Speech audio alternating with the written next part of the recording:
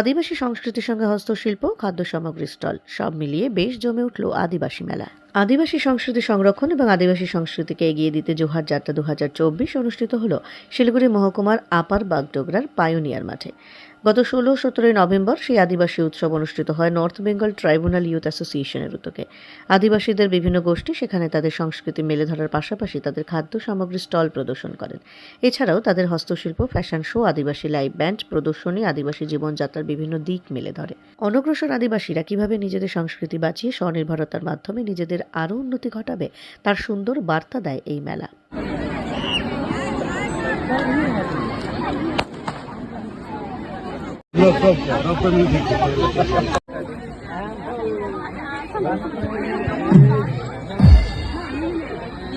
जोहार